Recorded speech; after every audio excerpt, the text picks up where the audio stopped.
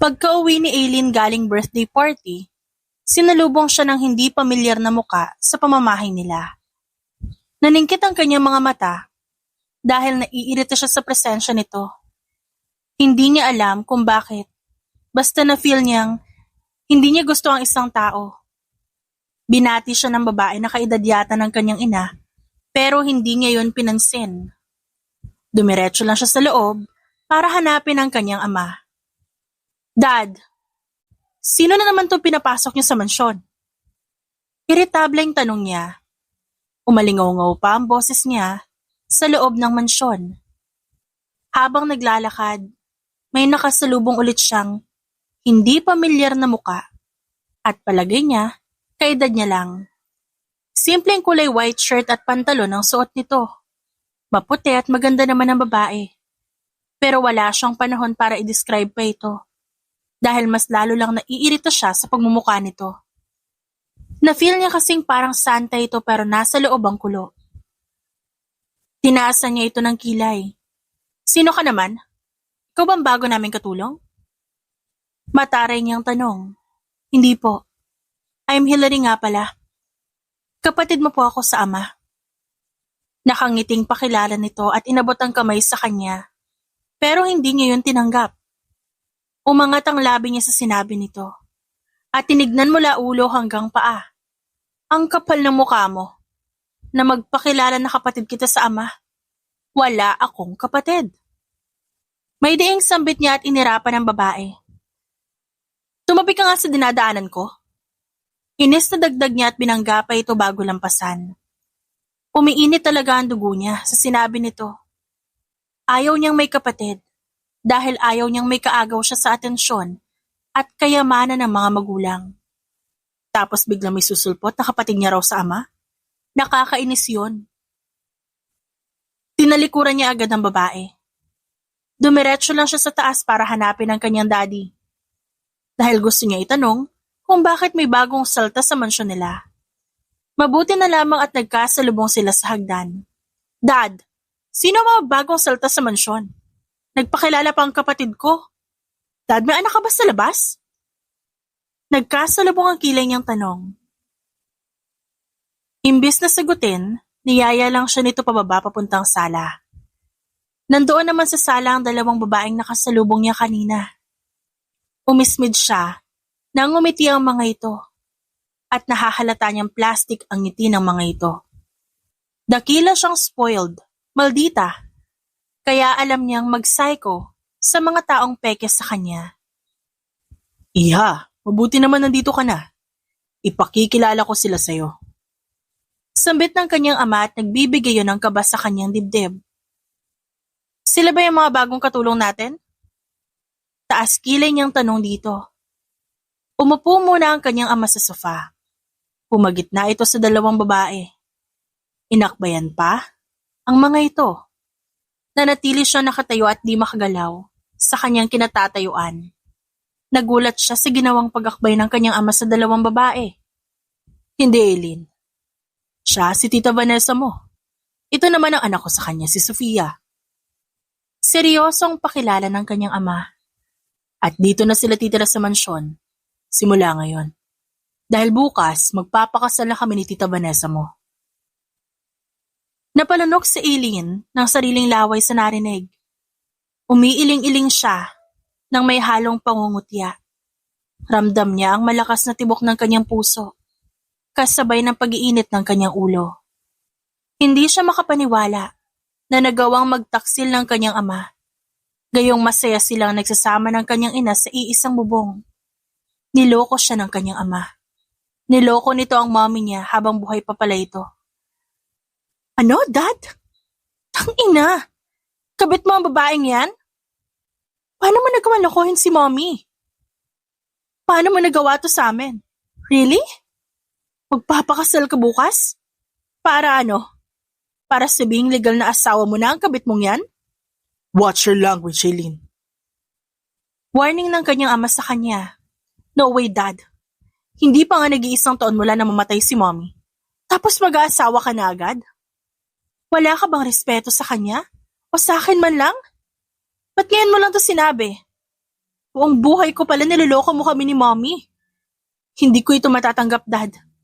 At kahit kailan hindi ko sila tatanggapin. I hate all of you, mga manloloko. Galit niyang sigaw at tinalikuran ng mga ito. Tumutulo ang luha ni Aileen habang siya'y tumatakbo palabas papuntang garahe. Aalis siya at naisipan niyang pumunta sa best friend niyang si Monica.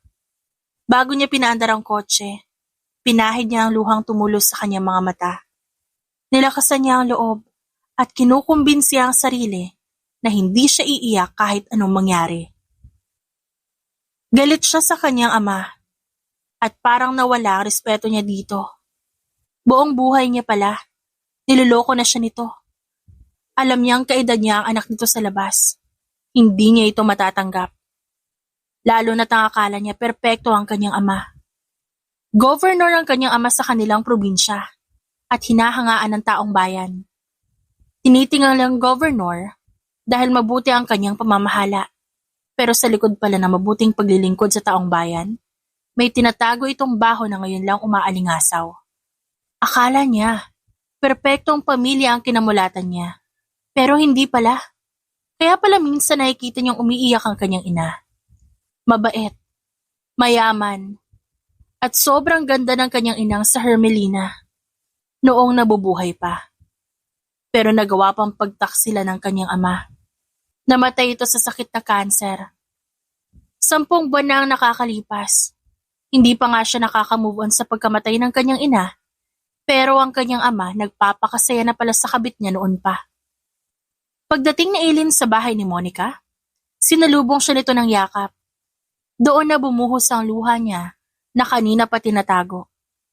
Sumabog na ito habang kayakap niya ang kaibigan. Besh, Aileen, what happened? Ba't ka umiiyak? Oh my gosh, shh, it's okay. Kahit na naguguluhan, hinagod-hagod nito ang kanyang likuran. Nang makabawi siya ng lakas, tumigil na siya sa pag-iyak at kumalas sa pagkakayakap ng kaibigan. Niyaya siya nitong pumasok sa bahay. Sumunod na lang siya habang pinupunasan ng panyo ang kanyang pisngi. Pati ang kanyang matakusan, tumutulo ang kanyang luha. Dumiretso sila sa kwarto ng kanyang kaibigan. Pagkaupo nila sa sofa, nagsimula na siya magkwento. Nakita niyang naguguluhan ang kanyang kaibigan sa inaakto niya. Kilala kasi siya nito na hindi iyakin at dakilang maldita pero ngayon, hindi niya kayang maging ganon. Nanghihina siya sa katotohanan. Nick, hindi ko kayang tanggapin ang mga nalalaman ko. Nasasaktan ako. Akala ko only child ako. Akala ko perpekto ang pamilya namin. Akala ko masaya yung family namin. Pero hindi pala. Parang palabas lang ang lahat. Nagloko si Daddy at may anak siya sa labas. Matagal niya na pala kaming niloloko ni Mommy. Buong buhay pala namin pinagtataksilan niya kami. Humihikbing kwento niya sa kaibigan. Nasasaktan talaga siya sa nalaman. Namumutla at napakurap-kurap naman si Monica sa harap niya. What? No way! May kabit si Tito Alfonso noon pa man? At nagkaanak pa siya? Tapos, magkasing edad kayo? Shit, Aileen! Kahit ako hindi kayo matatanggap. Maganda siyang modelo sa probinsya natin tapos ganyan pala? Hindi ko alam, oh my gosh! Nakakatakot na nakakainis! Yan pala yung ginagawa niya sa ni Tita Hermelina? This is crazy! Pinaypayan pa nito ang muka gamit ang sariling kamay, na para bang naiinitan sa nalamang katotohanan.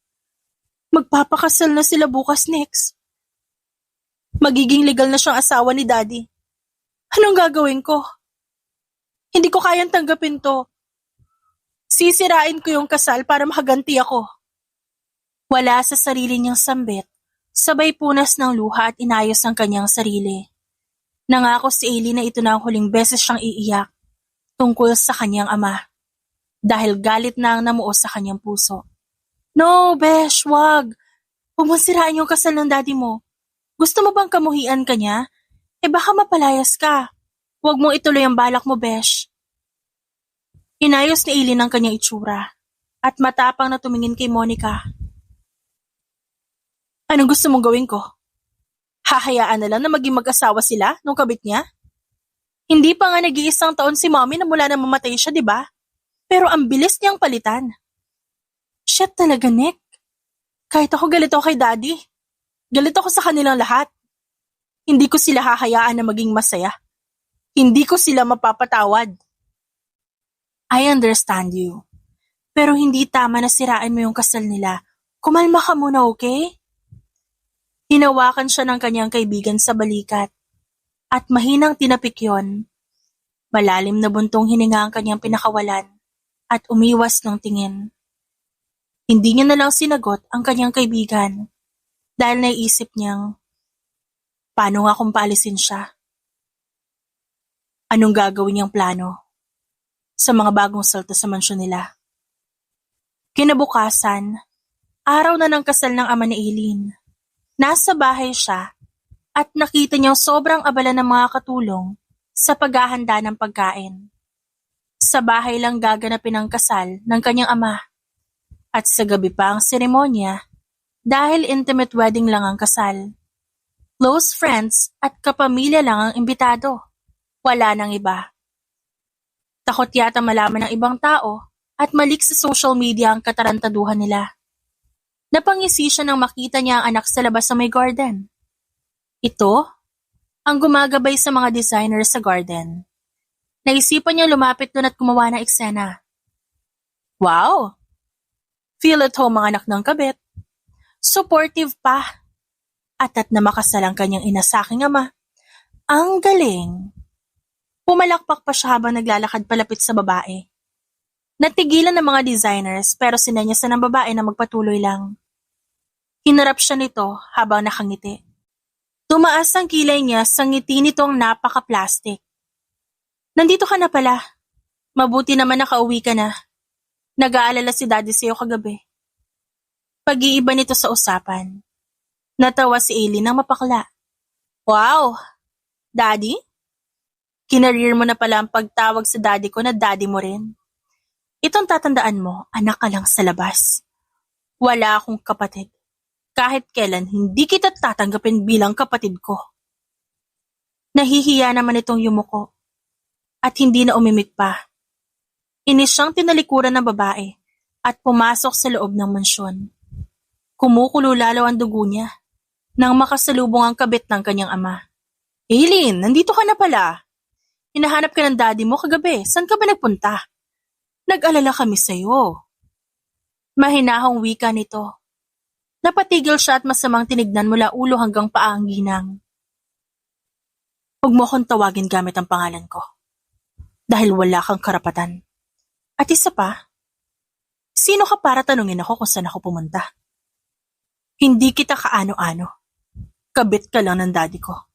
Huwag kang umastang nanay sa akin. You'll never replace my mom in this mansion. Never! Pasigaw niyang sambit sa mukha ng kabit ng kanyang ama. Nagulat ito at nahihiyang yumuko. Umikot ang mata niya bago nilampasan ng ginang. Galit siya rito. Ramdam niya talaga na kumukulo ang dugo niya kapag nakikita niya ang mga bagong salta sa mansyon. Ang kakapal na mukha ng mga manlulokong yun. Wisit! Nakakairita sila. Aniya, pagkarating sa kanyang silid.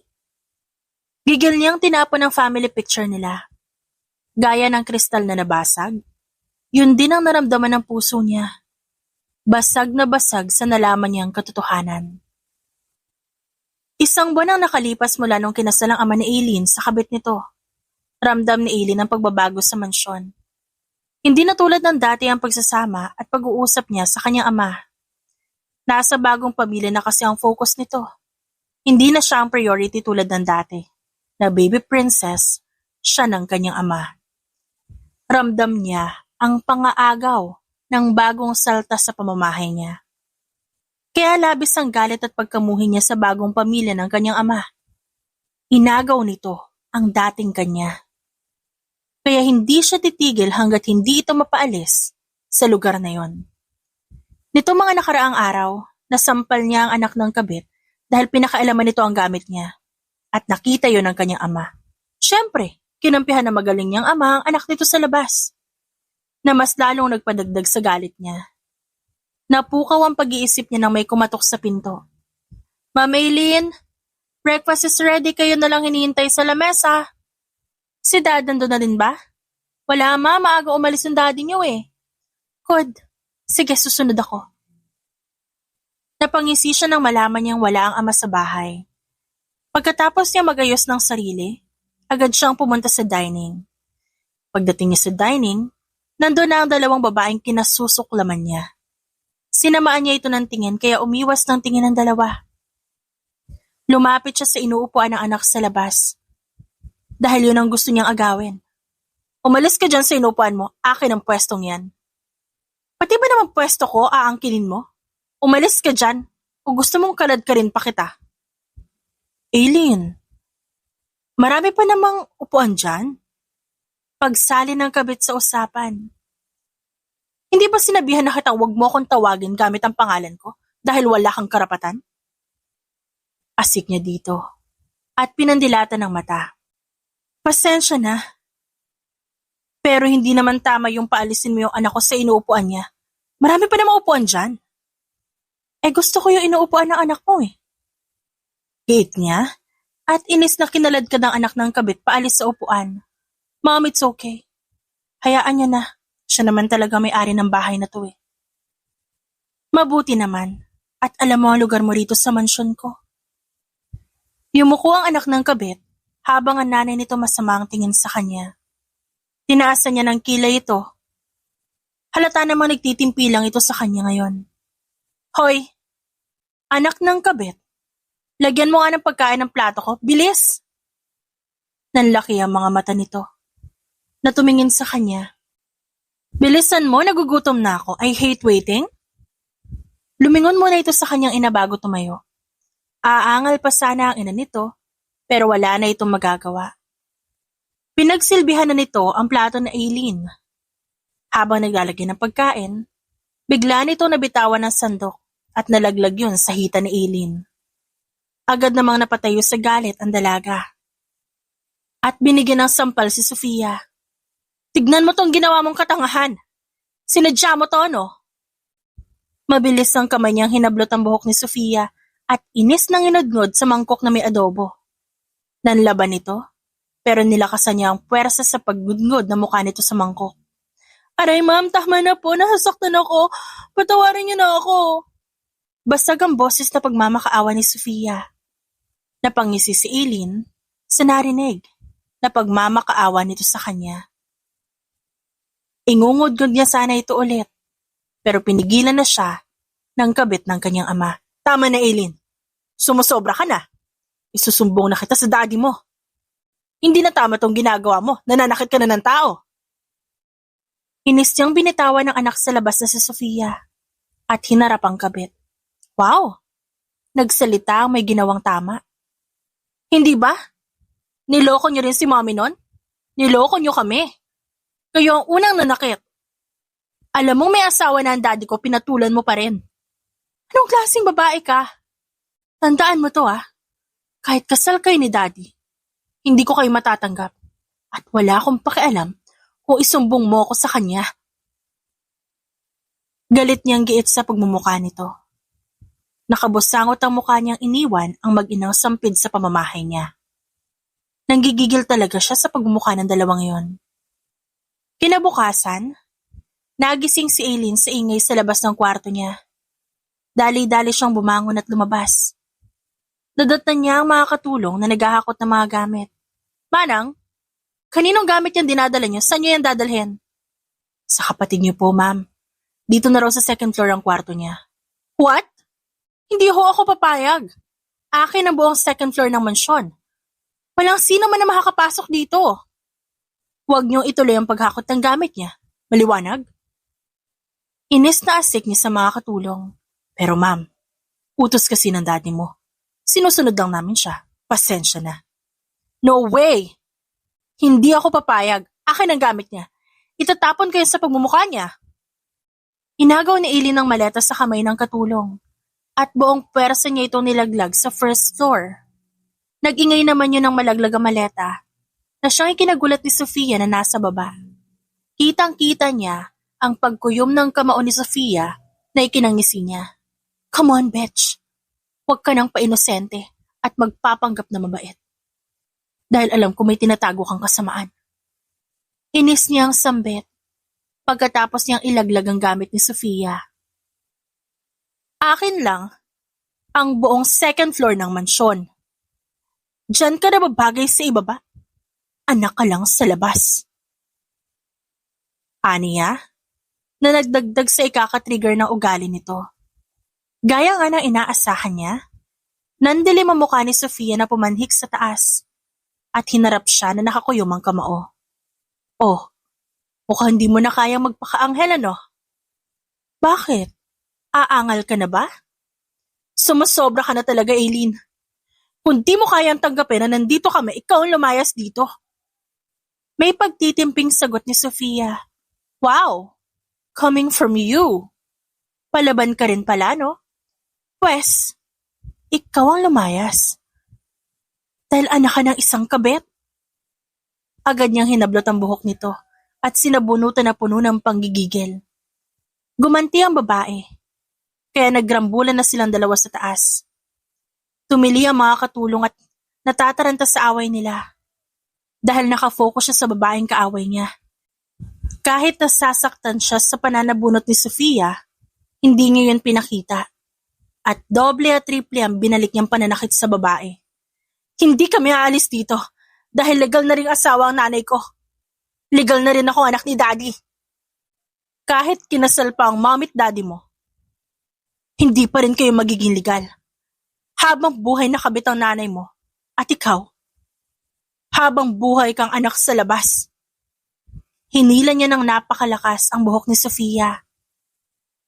At napaaray naman ito sa ginawa niya. Sa sobrang rambulan nila, hindi niya namalayang nakadaga na siya kay Sofia at pinagsasampal niya na ito kahit hawak-hawak ang buhok niya. Pero hindi siya nakapaghanda dahil binangga ni Sofia ang noon nito sa kanya at tinulak siya ng malakas kaya napatalsik siya. Nabangga ang likod niya sa railings kaya napamura siya sa sobrang sakit. Bumangon si Sofia. Nakita niyang nakangisi itong lumalapit sa kanya. Napatayo naman siya para ihanda ang sarili sa gagawin nito. Pero laking gulat niya dahil nilampasan siya nito. Bago ito nakalampas sa kanya may sinabi pa ang babae. Well, let's see. Kung sinong paniniwalaan ni Daddy. Ang anak ba sa labas o ikaw na legal na anak? Malademonyang wika nito na siyang nagpagulo sa isip niya. Napasinghap si Aileen sa ginawa ni Sofia. Nagpakunwari kasi itong tinulak sa hagdan para siyang mapagbintangan. Tumili ang mga katulong nang bumulagta si Sofia sa pinakamababang bahagi ng hagdan at wala na itong malay. Nagsisilapitan naman ang mga katulong para tulungan si Sofia. Ma'am Sofia! Ma'am! Sigaw ng mga katulong. Kumabog ng malakas ang puso niya nang dumating ang kanyang ama kasama ang bago nitong asawa. What happened? Nag-away po sila ni Ma'am Aileen. Kaya ito ang resulta. Tinulak yata ni Ma'am Aileen. Wika ng sip-sip na katulong. Nawala ang kaba ni Aileen. Napalitan niya ng galit. Uminit ang ulo niya sa sinabi ng isang katulong. Wala kanina ang katulong na sumagot sa tanong ng kanyang ama. Pero kung makaasta ito, tila ba nakita ang lahat? Siya pa talagang tinuturong salarin. Alfonso, let's go! Dalhin na natin ang anak natin sa ospital. Agad na kinarga ng kanyang ama si Sofia. Bago pa ito nakaalis, masama ang tinging pinukul sa kanya ng ama na para bang sinisisi siya sa nangyari. Naramdaman niyang parang pinagkakaisahan siya ng mga katulong kaya nilapitan niya ang mga ito. Anong sabi niyo? Tinulak ko yung babaeng yon? Nakita niyo ba na tinulak ko?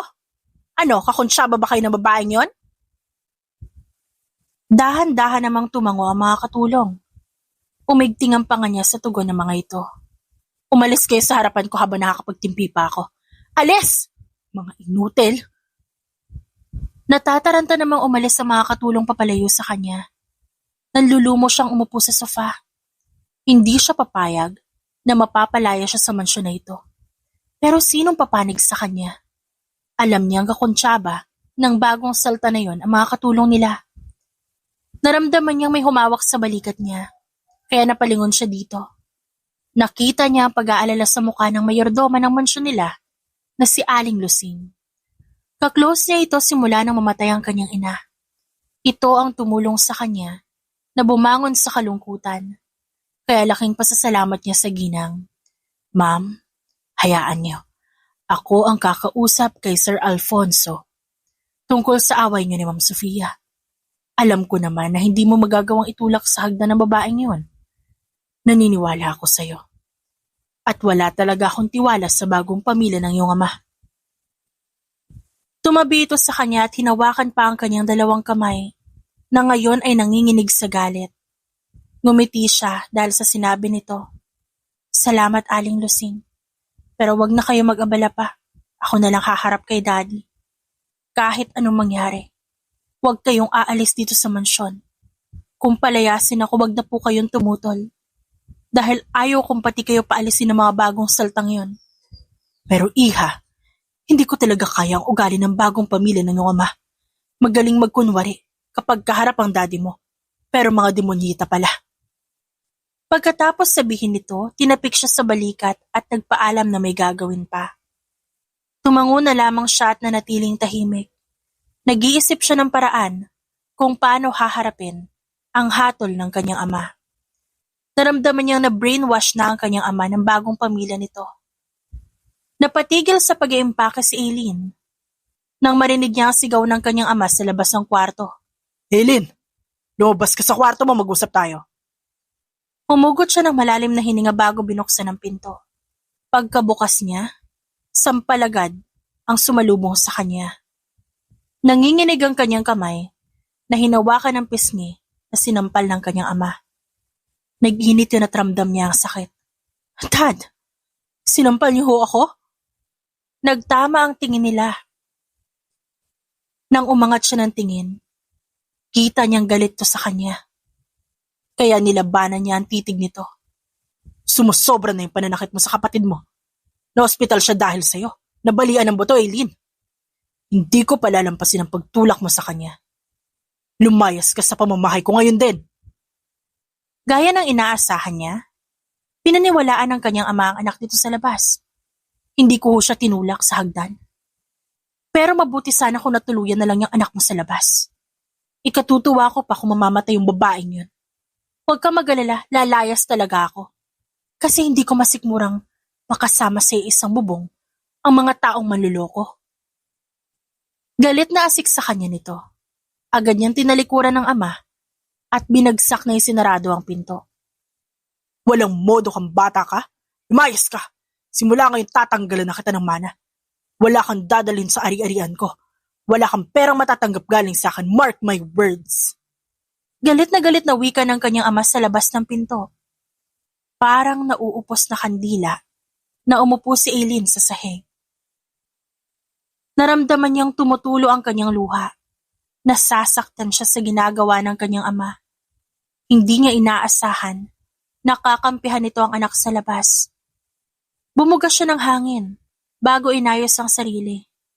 Hindi niya dapat pagaksayahan ng luha ang mga walang kwentang tao sa buhay niya. Bago siya umalis sa mansyon, ay siniguro niyang may makukuha siyang gamit ni Sofia. Yung suklay na may maraming buhok nito at toothbrush ng kanyang ama. Dahil ipapa-DNA test niya ito. Mabuti na lang, ang sasakyan niya galing sa kanyang inang na mayapa. Kahit papaano, may sasakyan siyang hindi pagmamay-ari ng kanyang ama. Babalik ako dito at sisiguraduhin kong lalabas lahat ng baho niyo. Pababagsakin ko ang negosyo mo, Dad, at sisiguraduhin kong tatalsik ka sa sarili mong kumpanya. Tingnan natin kung saan pupulutin niyang kabit at anak mo sa labas. Bulong niya, sabay kuyom ng kanyang kamao. 1 taon ang nakalipas na palago ni Aileen ang kanyang negosyo. Isang expensive bar na pinatayo niya at puro mga mayayaman ang kanyang customers. Nagawa niya yon dahil may iniwang pera ang kanyang ina sa savings account niya. Yun ang ginawa niyang kapital sa negosyo. May tumulong din sa kanya na lalaki, si Sam Gomez.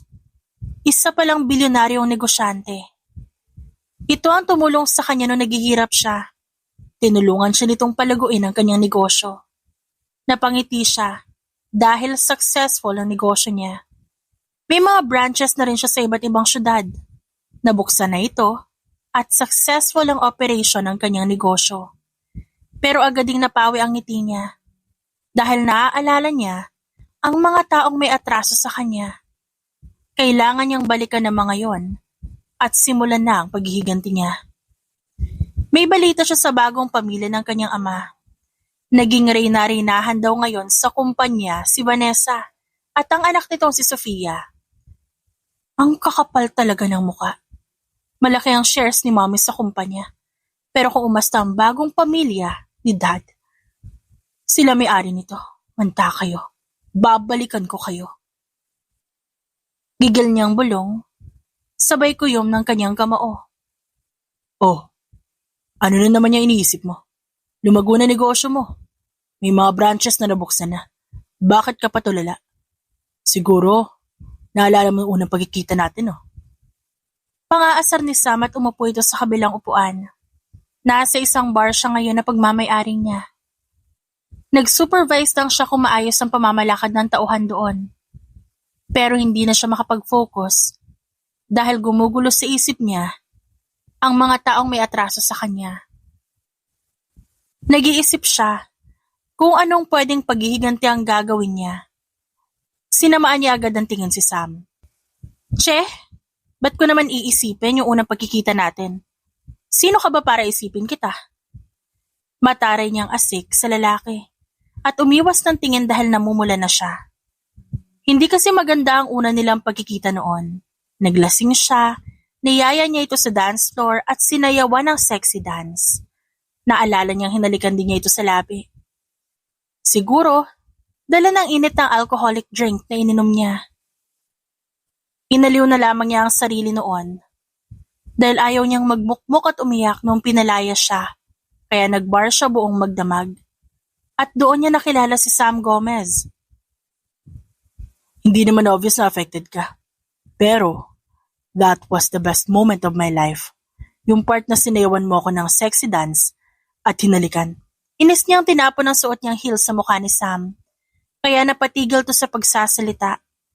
Pero ngumisilang sa kanya ang lalaki. Pwede ba Sam? Nag-iisip ako. Umalis ka nga dito. Isang pangaasar pa. Malilintikan ka talaga sa akin. Inis niyang sambit at inirapan ng lalaki. I'm sorry. Sige na, seryoso na. Are you still thinking? Yung tungkol sa paghiganti mo sa bagong pamilya ng daddy mo? Tanong ni Sam at inabot sa kanya ang heels na tinapon niya kanina. Yes, at sisimulan ko na siya ngayon. Sam, may pakiusap sana ako.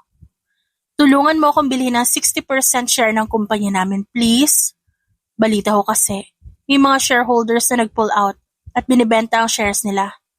Gusto ko sa akin mapunta ang shares na yon. Seryoso niyang pakiusap sa lalaki.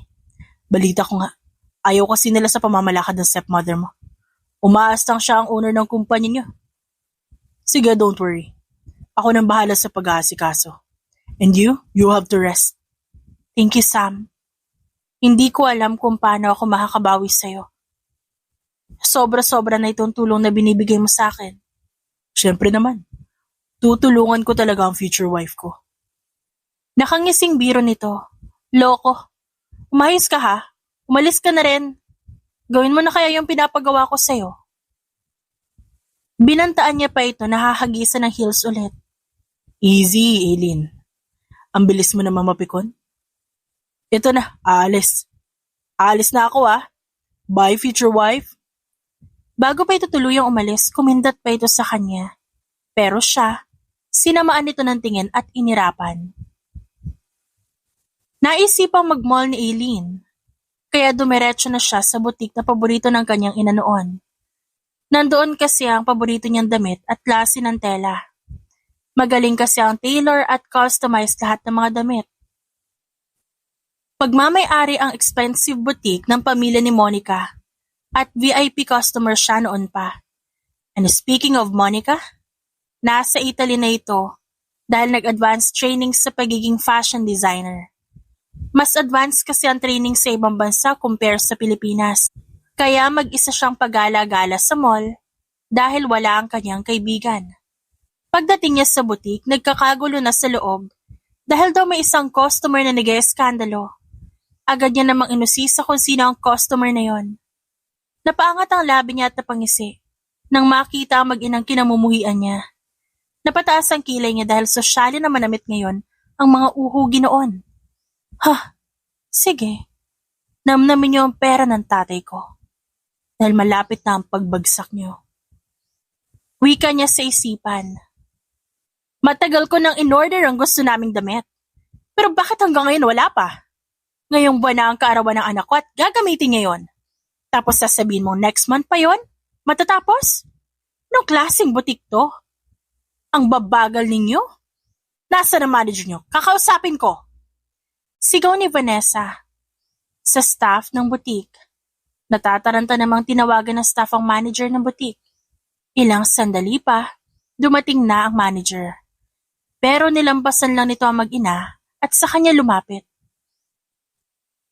Ma'am Eileen, nandito ka pala. Nandito na ang in-order mo kahapon. Ready na yon. I-deliver na lang namin sa condo mo. Nakangiting wika ng manager sa kanya. Sure, thank you, Miss Stella. You're welcome, ma'am. VIP customer ka namin kaya dapat talaga unahin ka. Hindi natapos ang sasabihin ng manager dahil umeksena ang mag-ina sa usapan nila. What? Inuna mo pa yung order ng babaeng yan? Galit na tanong ni Sofia at tinuro pa siya nito. Hinarap niya ito at tinaasan ng kilay. Yes. Bakit? VIP ka ba na dapat unahin ng sayo? Hindi deserve na anak ng kabit ang VIP treatment. Pang-aasar niya sa babae na ikinainis nito. Walang hiya ka talaga kahit kailan, Eileen. Lagi kang epal sa buhay namin. Gigil na sambit ni Sofia at sasampalin pa sana siya. Pero agad niya nahawakan ng kamay nito. Hoy, babae! Kayo ng nanay mo ang epal sa buhay ko. Kung di kayo dumating, hindi sana ako nakaalis sa mansyon namin. Mga agaw kayo eh. Kayo ang walang niya, mga linta. May diing sambit niya. Siya ang nagpakawala ng malakas na sampal sa mukha ni Sofia. Hindi lang isa kundi nakatatlo siya. Lumapat ang palad niya sa pagmumuka ng anak sa labas ng kanyang ama. Kundi siya inawat ng manager ng butik, talagang ilalampaso niya sa sahig ang mukha ni Sofia. Doon nagkumpulan ng mga tao, kaya agad niyang nilisan ng lugar. Ngiting tagumpay naman siya na sumakay sa kanyang sasakyan at umuwi sa kanyang kondo. Isang linggo makalipas at successful ang pagbili ng 60% shares ni Sam sa Saison Company. Ikinatawa naman yun ni Eileen dahil matitake over niya na ang ownership ng kumpanyang pinagpagura noon ng kanyang ina. Kung hindi dahil sa koneksyon ng lalaki, hindi niya makukuha ang majority shares ng Saison. Gumaan ang loob niya sa balita ni Sam at ora mismo, pupunta siya sa kumpanya nila para bulabugin ng mga nagre-reyna-reynahan doon. Hinatid naman siya ni Sam at nagpasalamat muna siya dito bago ito iniwan sa sasakyan. Pagpasok niya sa building, natataranta ang mga empleyado nang makita siya. Well, dati pa namang natataranta ang mga ito kapag nakita siya. Kilala kasi siya na maldita. Dahil hindi siya plastic. At kung ano napupunan niya sa mga empleyado, sasabihin niya. Nabalitaan niyang may board meeting ang kumpanya nila at syempre, invited siya dahil malaki ang nabili niyang shares. Pagdating niya sa conference room, nagulat sa kanya ang lahat. Maging ang kanyang ama na nakaupo sa sentro ng lamesa, nagulat din sa kanyang pagsulpot. Anong ginagawa mo dito? Sino ang nagpapasok sa'yo dito? Hindi ba tinanggalan ka na ng mana ng iyong ama? Ba't ka pa nandito? Sunod-sunod na tanong ni Vanessa, ang epal na asawa ng kanyang ama. Sino ka para tanungin ako ng ganyan? Wala kang karapatan sa kumpanyang ito. Dahil mananatili kang kabit sa paningin ko. Mga lintalang kayo na dumidikit sa daddy ko. Vanessa, sa tingin ko dapat sa'yo paliguan ng asin. Gigil na sagot niya at umupo sa upuang katapat ng kanyang ama. Pagkasalubong ang kilay niya, habang nakatingin sa kanyang amang umiiling-iling. Mukhang hindi ito makapaniwala na ang anak na pinalayas at tinanggalan ng mana bumalik sa kumpanya para kunin to. May karapatan na ako dahil 1 taon na kaming kasal ng daddy mo. Giit pa nito. Humalakhak si Aileen sa sinabi ni Vanessa. Kasal? Hindi ka nga mabigyan ng ingranding kasal ni daddy? Mahiya ka naman. Hindi mo ba alam na buong probinsya ang invited nung kinasal si mommy at daddy noon? Yung kasal niyo naman ni daddy, inamag nga eh. Patagulang kasi kabit ka. Natahimik ang ginang sa sinabi niya. Napangisi siya dahil mukhang nakuha niya ang inis ng bagong asawa ng kanyang ama. Isa pa, wala kang ambag sa kumpanyang ito. Dahil dugot pawis ang pinundar ng aking ina para mapalago ang kumpanya. Tapos nabalitaan ko na lang na acting CEO ka? At malapit na palang bumagsak ang kumpanya dahil sa pamamalakad mo? Kung wala kang alam sa negosyo, dapat hindi ka nagbida-bida dito. Enough, Aileen. Maautoridad na wika ng kanyang ama pero hindi siya nagpatinag. Hi, Dad! Alam mo naman siguro ang pinunta ko rito, no? Hindi ba? Para palitan kayo. Diretsahang wika ni Aileen sa kanyang ama. Napasinghap naman ang lahat ng shareholders sa loob ng conference room. Dahil sa kanyang sinabi. Mukhang hindi rin makapaniwala si Vanessa sa sinabi niya. Totoo naman, papalitan niya na ang kanyang ama dahil siya na may pinakamalaking shares sa kumpanya. Yes, I know that you're going to replace me. But do not insult your stepmother in front of me. Dahil ibang usapan niya ni Aileen. Kinayom niya ang kanyang kamao dahil sa sinabi ng kanyang ama. Hanggang ngayon, kinakampihan pa rin ito ang bagong pamilya nito. Deserve niya namang insultuhin. Kaya simula ngayon, tatanggalin ko na sa posisyon ang asawa mo. At di na siya pwedeng umapak sa kumpanya ko. Would that be okay with you, Dad? Malalim na buntong hininga ang pinakawala ng ama bago sumagot. Napasulya pa ito kay Vanessa bago binalik ang tingin sa kanya. Okay, fine. You win, Aileen. And I'm sorry if I did wrong to you. Or accuse you sa kasalanang hindi mo nagawa. Seryosong sambit ng kanyang ama na ikinagulat niya. Hindi niya inaasahang humingi ng sorry ang kanyang ama ngayon. Magsasalita sana siya, pero hindi natuloy dahil umeksena ang asawa nito. No, Alfonso? Hindi pwedeng matanggal ako sa kumpanyang ito. Diba ikaw ang nag-appoint sa akin na maging CEO? Hindi mo sinabi sa akin na pinamana mo na pala sa anak mo ang kumpanyang ito. Paano na ang anak natin? Ano ang para kay Sofia? Hindi sumagot ang kanyang ama kaya siya na ang sumagot dito. Wala ka talagang alam, no? For your information, Vanessa, hindi pinamana sa akin ni Daddy ang kumpanyang to. Kundi ako mismo ang bumawi nito. Binili ko ang shares sa mga shareholder na nag-pull out ng shares nila dahil sa katangahang pamamalakad mo. Majority shares sa akin at wala na nagawa si Daddy. Wala din siyang magagawa kahit magmakaawa ka pa. Ngising sambit niya kay Vanessa na nagwawala pa rin sa tabi ng kanyang asawa. At yung anak mong si Sofia, hindi siya mabibigyan ng mana kahit kailan kapag nalaman ni Daddy ang katotohanan. Dapat asikasuhin mo na lilipatan yung bahay dahil baka mapalayas kayo di oras. O kaya baka madaling araw or hating gabi. No one knows. Diba, Dad? Pang-aasar niya. Kaya nakita niya ang galit sa mata ng asawa ng kanyang ama. Namutla ito dahil sa huling sinabi. Hindi naman nagsalita ang kanyang ama. Bagkus tumayo ito at nagdesisyong umalis dahil siguro sa kahihiyang ginawa ng asawa nito. Hindi to pwede, Alfonso. Bilhin mo ang shares kay Aileen. Alfonso, hindi pwede to. Sigaw ni Vanessa habang hahabol-habol sa asawa. Napakibit-balikat na lang si Aileen nang makaalis na ang kanyang ama at asawa nito. Tumayo siya at pumunta sa inuupuan ng kanyang ama. Napangisi siya nang makaupo na sa upuan. Hinarap niya ang mga shareholders at ibang importanteng tao na may ambag sa kumpanya. Nagsiyukuan ang mga ito dahil halatang nahihiya ang mga ito na salubungin ang kanyang tingin. Huwag na kayong mahiya. Huwag niyo nang intindihin ang eksena kanina. Let's start the meeting. Maautoridad niyang wika sa mga ito. Tumango na lang ang mga ito at wala ni isa nagsalita.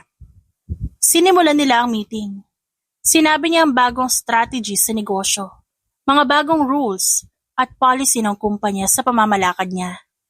Kailangan niyang baguhin lahat ng bulok na sistema ng kumpanya, simula sa pag-upo niya bilang may-ari ng Saison Company. Nang makaalis na ang lahat, tulala siyang napasandal sa swivel chair. Pagod siya pero sobrang saya niya dahil nabawi niya ang kumpanya sa kamay ng kanyang ama at sa lintang asawa nito. Kape, gusto mo? Sabay abot ni Sam ng kape sa kanya. Tinanggap niya na lang yon at sinimulang inumin. Thank you for everything, Sam. Kundi dahil sa'yo, hindi ko mababawi ang kumpanyang to. Taos puso niyang pasasalamat sa lalaki. Basta ikaw, future wife. Nakangiti nitong tugon. Umiiling-iling na lamang siya, ngunit napangiti rin sa sinabi ni Sam. Aileen, may sasabihin ako. What's that? Lumingon siya kay Sam at muntik nang magdikit ang kanilang muka dahil naghihintay lang pala ang lalaki na lumingon sa kanya. May family gathering kami, mamayang gabi. Pwede ka ba maging date ko? Kahit yun na lang pambawi mo sa akin, please. Malambing na pakiusap nito. Hindi pala date, parang muse ko lang ganun. Sabi ni Sam sabay iwas ng tingin. Kumabog ang puso niya nang marinig ang pakiusap ng lalaki at hindi niya alam kung bakit. Basta kinakabahan siya sa sinabi nito. Pero pumayag din siya. Kinagabihan, sinundo na siya ni Sam at elegant light blue gown ang suot niya. May slit pa na hanggang taas ng hita niya, kaya kapag humahakbang siya, nakikita ang bahagi ng hita niyang yon. Pagdating nila sa Gomez Mansion, dinala agad siya ni Sam sa loob at pinakilala sa relatives nito, lalong-lalo na sa mga magulang ni Sam. Mom, Dad, this is my date. Aileen Saison. Hello po, tito, tita. Ngumiti siya at nagbeso sa mga magulang ni Sam. Hello, dear. Finally. May pinakilala na ring babae sa amin ng anak ko. Saad ng ina ni Sam. Oo nga, Han. Ang ganda pa. Bagay na bagay sa ating anak. Namula ang kanyang pisngi sa sinabi ng mga magulang ni Sam. At naiilang siyang lumingon sa lalaki. Nakamasid lang ito sa kanya. Ramdam niya ang kabaitan ng mga magulang ni Sam. At halatang nagustuhan siya ng mga ito. Mom, Dad, huwag niyo naman ako ipahiya sa date ko. Baka isipin yan mahal ko siya. Bakit? Hindi ba? Hindi ba? Hindi niya natapos ang sasabihin. Dahil tinakpan na ni Sam ang bibig ng ina. Nakita ni Aileen ang pamumula ng mukha ni Sam sa sinabi ng magulang nito. Nagkatawa na ng mag-asawa nang makita nila kung gaano mailang si Sam. Okay, sige iho. Maiwan ko na kayo rito. At pupunta pa ako sa mga amiga ko. Iha, mag-enjoy ka ha? Sambit ng ina ni Sam at hinalikan siya sa pisngi bago ito nagtungo sa mga kaibigan nito. Tuluyan silang naiwan sa pwesto nila. Ilang minuto ang nakalipas. Binasag ng lalaki ang katahimikan. Aileen, let's go to the rooftop. Full moon ngayon. Sabay nating panoorin ang buwan. Gusto mo? Baka hanapin tayo ng mga magulang mo. Hindi yun. Tara na. Hinawakan ng lalaki ang kamay niya. Wala na siyang magawa, kundi sumunod dito. Habang naglalakad sa hagdan, humahangos ang puso ni Aileen. Hindi dahil sa pagod, kundi dahil sa kakaibang nararamdaman niya para kay Sam. Natagpuan niya ang sariling tumititig sa pawisang mukha ng lalaki. Dahil ang gwapo nito ngayong gabi. Nakarating sila sa rooftop at tama nga si Sam. Maganda ang bilog na buwan na nasa langit. Maganda rin yung tingnan na tila ba malayong ilaw. Ang mga bituin, parang mga fireflies sa paningin niya. Napapikit siya at ninamnam ang malamig na hangin. Parang gumaan ang pakiramdam niya nang dumampi sa kanyang balat ang malamig na hangin. Parang nawala lahat ng pagod niya. Saksi ang buwan sa kanyang unang tagumpay sa paghihiganti. Nagsimula pa lamang siya kanina, pero parang nanalo na siya sa laban. Napukaw ang pag-iisip niya nang magsalita si Sam sa tabi niya. Alam mo, ikaw ang unang babaeng dinala ko sa mansyon at pinakilala sa mga magulang ko. And I brought you here sa favorite place ko. So dapat ko na ba ipagpasalamat yon? Mataray niyang tanong dahil sinira ng lalaki ang moment niya na pagnanamnam sa malamig na hangin.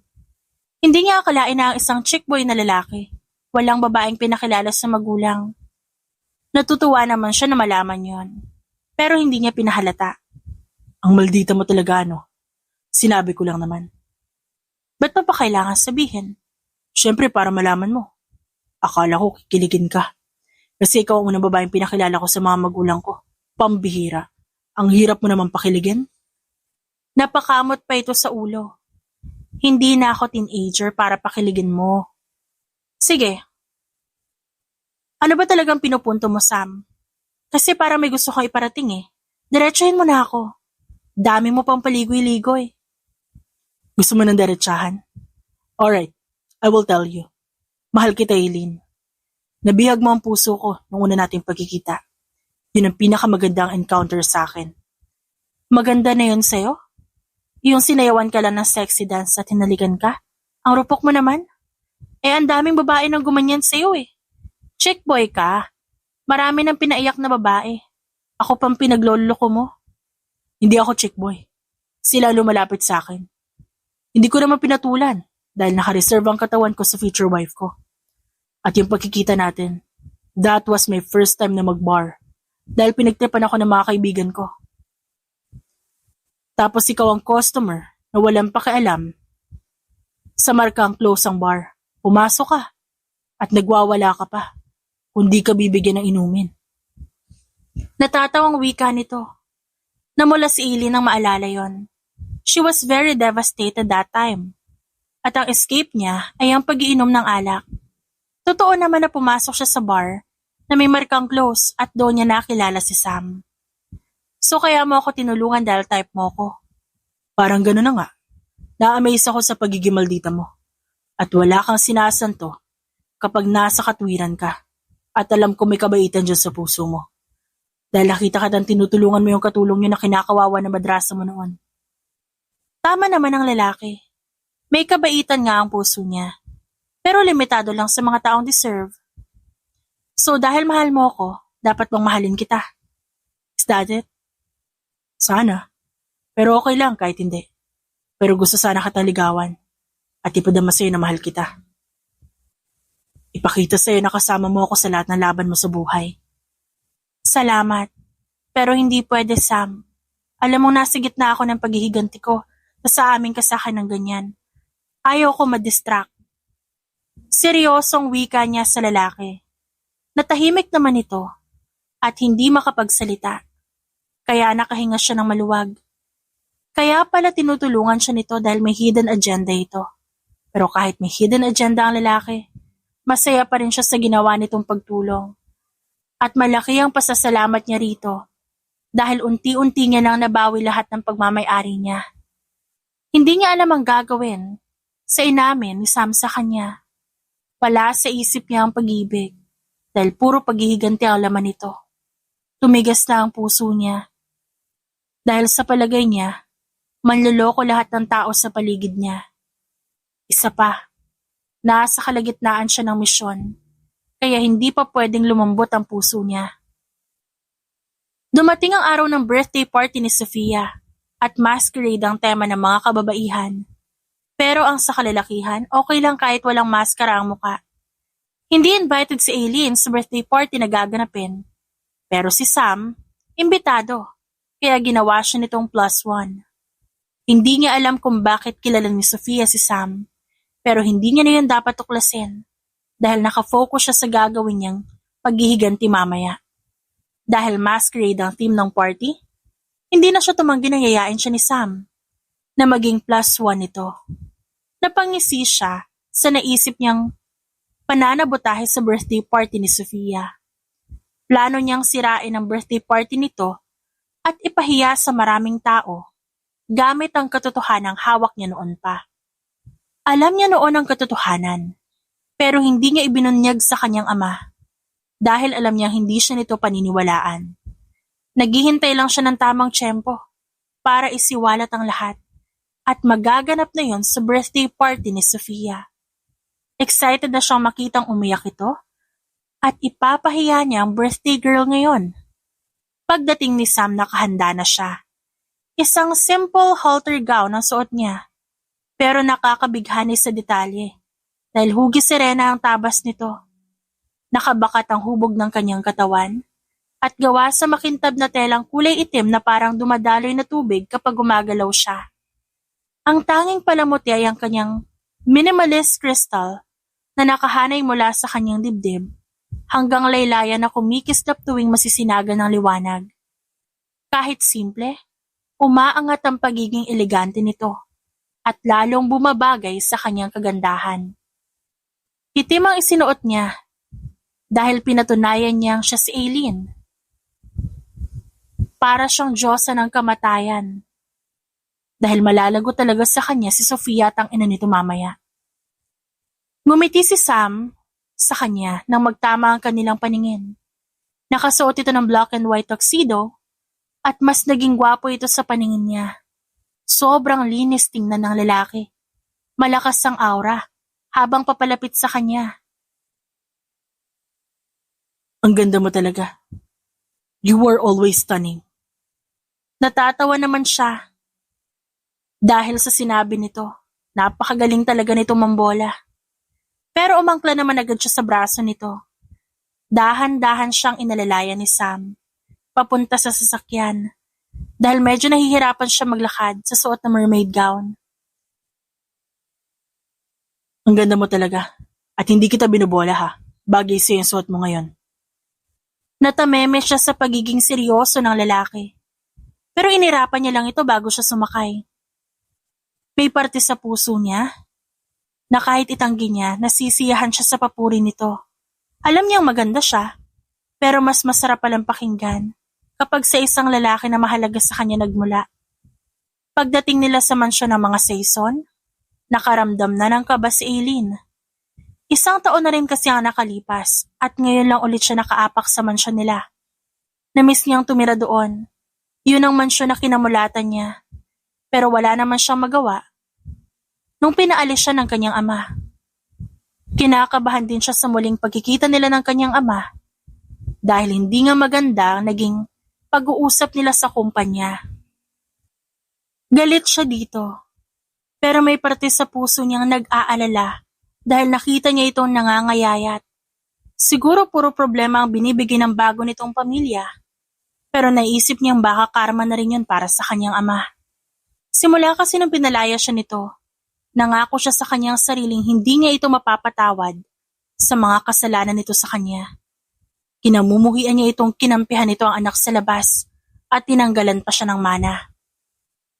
Pinutol niya ang ugnayan sa ama noon pa at nangako talaga siyang maghihiganti siya sa bagong pamilya nito. Umiiling-iling na lang siya at iwinaksi ang negatibong naiisip niya dahil kailangan niyang mag-focus sa gagawin. Kumalma ang kanyang isipan nang hawakan ni Sam ang kanyang kamay. Aileen, you okay? Yeah, may glitch lang sa utak ko. Pagkatapos ibigay ni Sam ang invitation card, dumiretso na sila sa Grand Hall ng mansyon. Kahit gabi ang party, sobrang liwanag ng paligid. Napaka-elegante ng ayos ng Grand Hall. Mukhang ginastusan ng malaki ng daddy niya ang anak nito sa labas. Hindi siya naiinggit. Pero naiinis siya sa katangahan ng kanyang ama na hindi man lang inalam ang katotohanan sa pagkatao ni Sofia. I know may binabala ka ngayon. Alam ko ang pinaplano mo. Sinabi sa akin ang tawahan mo. Bulong ni Sam nang umupo na sila sa table. Kumuha agad to ng champagne na nasa lamesa at binigay sa kanya. Sinamaan niya ito ng tingin bago tinanggap ang binigay nito. Huwag ka nang tumutol sa gagawin ko ngayon. Dahil hindi ako papayag na sasaya ang buhay ng mga taong kinamumuhian ko. Hindi nila deserve yon. Hindi ako makikisawsaw sa mga balak mo. Pero mag-ingat ka kay Sofia. Napaka. Hindi natapos si Sam ang sasabihin Nang biglang dumating si Sofia sa table. Hello, Sam. Mabuti naman nandito ka. Akala ko galit ka pa sa akin. Namiss kita, Sam. May kalandi ang wika nito. At humalik pa ito sa pisngi ni Sam, pero hinila ni Aileen ng lalaki papalayo sa linta. Kaya humalik si Sofia sa hangin. Sino ba tong kasama mo? Ang epal ha? Ito bang pinalit mo sa akin? Mataray nitong tanong, mukhang mag-ieskandalo pa dahil napaiya ito sa harap ng maraming tao. Tumayo siya at kinuha ang eleganteng mask na nakatakip sa mukha niya. Pero agad niyang binalik ang mask pagkatapos niya ipakita ang mukha niya kay Sofia. Nanlalaki ang mga mata nito at di makapaniwala na dumalo siya sa party nito. Bakit ka nandito? Kapal na mukha mo na pumunta sa birthday ko, hindi kita inimbitahan. Lumayas ka! Sigaw nito, kaya napatingin sa kanila ang mga bisita. Maraming imbitado, halos mga politician, nakakilala ng kanyang ama. Naging center of attraction sila kahit hindi pa nagsisimula ang party. Mabuti na lang agad niyang naibalik ang kanyang mask bago pa gumawa ng eksena ang lintang si Sofia. Hoy, Sofia, birthday mo ngayon. Maraming politician ang imbitado. Itabi mo muna yung pagiging asal kali mo dahil nakakahiya ka. Mahina niyang bulong dito. Wala akong pakialam, guard. Palabasin niyo ang babaeng to, hindi siya imbitado. Sofia, huwag kang mag-iskandalo. Birthday mo ngayon at nakakahiya sa mga bisita mo. +1 ko siya, kaya hindi siya pwedeng paalisin. Kung alis siya, alis na rin ako. Seryosong wika ni Sam at nahihiya na sa ginagawa ni Sofia. Padabog itong umalis sa harapan nila. Ngiting tagumpay si Aileen nang makita niyang naiinis si Sofia at wala nang magawa para paalisin siya. Salamat, Sam. Kung wala ka siguro napaalis na ako. Wala yun. Hindi ko lang talaga masikmuraan na ugali ng babaeng yun. Bakit? Hindi na sumagot ang lalaki dahil nagsimula na ang party. Nagsasalita na ang MC ng kung ano-ano at pinapakilala na ang birthday girl na si Sofia. May pa-spotlight pa ito nang bumaba sa ingranding hagdan ng mansyon nila. Pagkarating nito sa stage, nagbigay ito ng mensaheng pasasalamat sa mga bisita. Habang nagbibigay ito ng pasasalamat, nag-flash ang video ng buhay niya noon sa widescreen na nasa likuran. Sa kalagitnaan ng video, nagka-glitch. Pinakita roon ang video ng pagkahulog dito sa hagdan. Ito ang video na binigay sa kanya ng katulong na tinulungan niya noon. Kitang-kita sa video na si Sofia lang mismo ang tumalon sa hagdan at nagpakunwaring tinulak ito. Pinakita rin sa video ang pananakit nito sa mga katulong sa mansyon. Napangisi si Aileen dahil napasingha pa mga guests at nagbulong-bulungan. Namutla si Sofia at sumigaw. Patayin niyo yan, hindi yan totoo. Edited yan at kagagawa niya ni Aileen. Nanginginig na pagtanggi nito. Naiiyak itong napaupo sa stage at hindi alam ang gagawin. Para kay Aileen, satisfying ang ginawa niyang paghihigante sa bagong pamilya ng kanyang ama. Doon niya naisipang umeksena. Pumalakpak siya at napalingon sa kanyang lahat ng guest. Maging ang spotlight nasa kanya rin. Kinuha niya ang maskara sa kanyang muka at inilantad ang kanyang kagandahan. Hindi na nagulat ang mga bisita sa kanya dahil kilala siya ng mga ito. Ang manluloko talaga, kahit nabisto na, tatanggi pa rin walang ginawang kasalanan, no? Malakas na sambit niya at naglakad papunta sa pwesto ni Sofia. Inagaw niya ang microphone sa babae. Di pa yan ang pasabog ko. Meron pa. Bogs! Saad niya nang may pangaasar. Kasabay nun sumabog ang malaking confetti na naglalaman ng buong katotohanan sa pagkatao ni Sofia.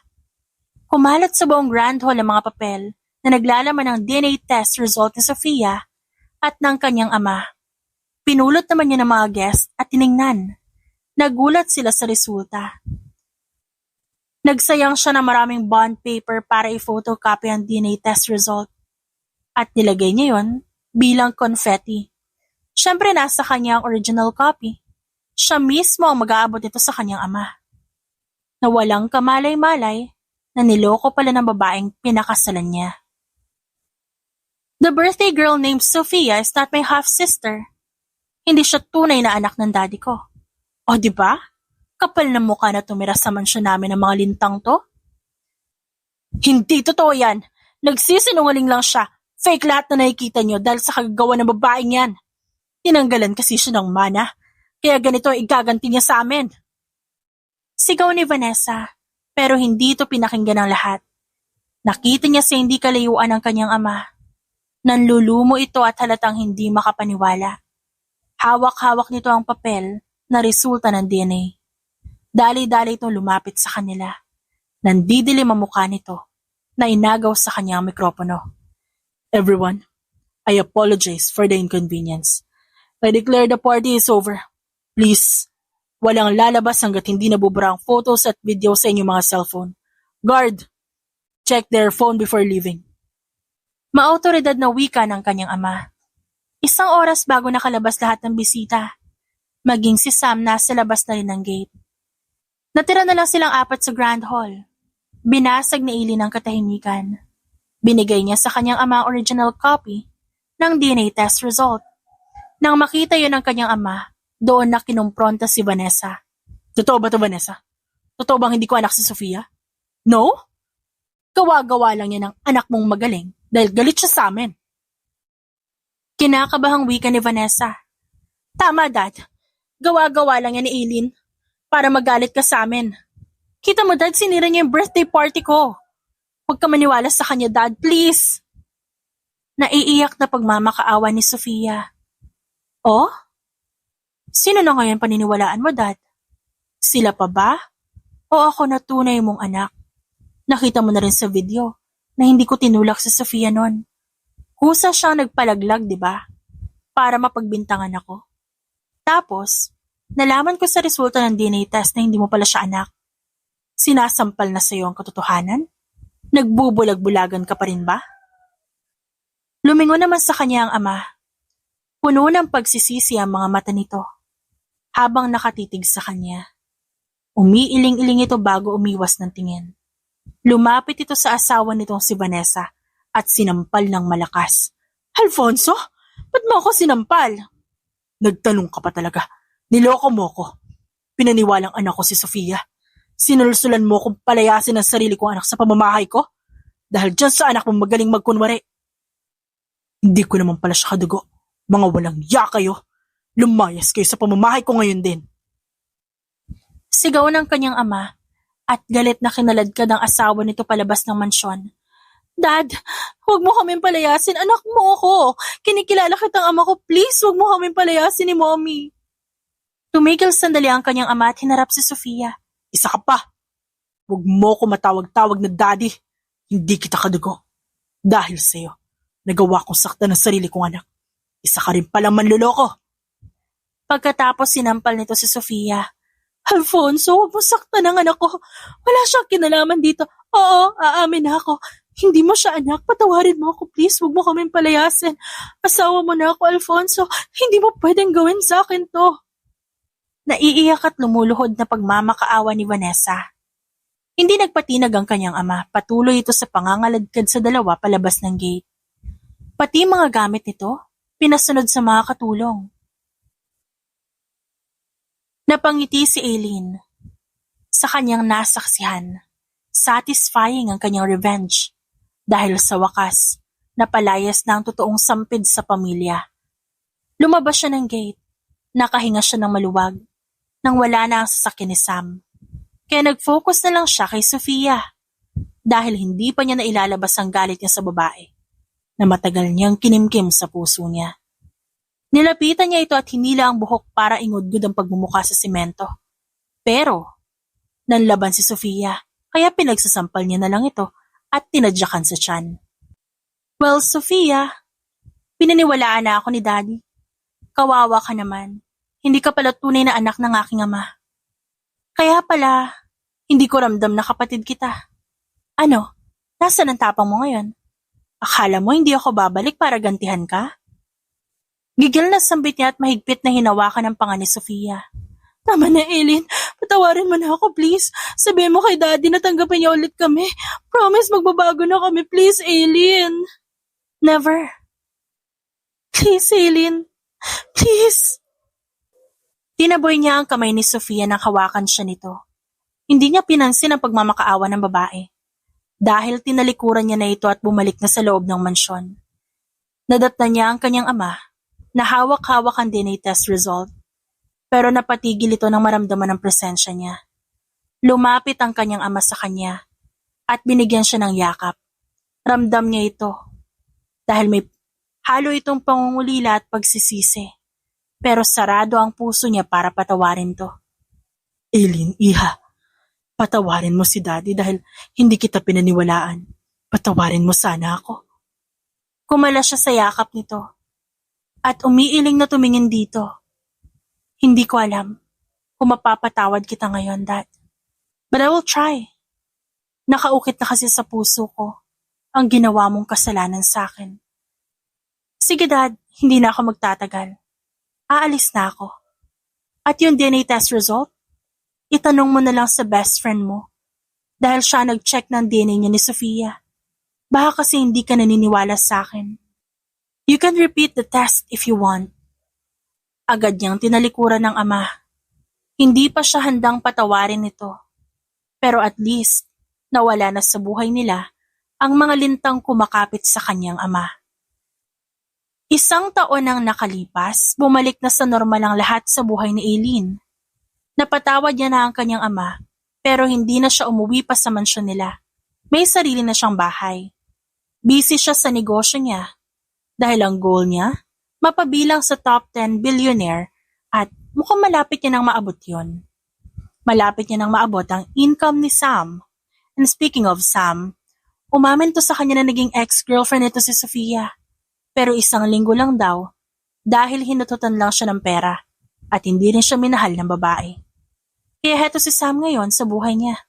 Ginugulo siya sa opisina at pinipilit na tanggapin ang proposal na magpakasal sa kanya kahit 1 buwan pa lang silang magkarelasyon. Ano na, may future wife? Magpakasal na ba tayo? Okay, payag na ako. Napapairap niyang sagot. I love you so much, Aileen. Mahal din kita, Sam. Doon nagtagpo ang kanilang labi at sa bawat halik, ang mundo nila'y tila huminto. Masaya nilang pinagsaluhan sa bawat halik ang kanilang pagmamahalan. The End.